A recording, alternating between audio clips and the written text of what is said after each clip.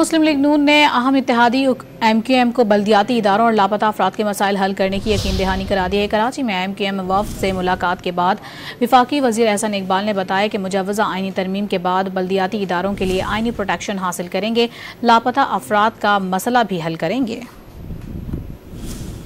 جو مجوزہ آئینی ترمیم ہے، جو ہی یہ پاس ہوگی،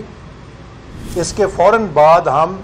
جو ایم کیو ایم نے مسودہ دیا ہے اس کے اوپر ان کے ساتھ مل کر دیگر جماعتوں کے ساتھ کنسنسس کے لیے کام شروع کریں گے اور کوشش کریں گے کہ جلد از جلد ہم بلدیاتی اداروں کے لیے آئینی ترمیم کے ذریعے کانسٹیٹیوشنل پروٹیکشن حاصل کر لیں، اور اس پر مسلم لیگ نون پوری طرح ایم کیو ایم کے ساتھ کمیٹڈ ہے۔ دوسری چیز مسنگ پرسنز کا مسئلہ ہے،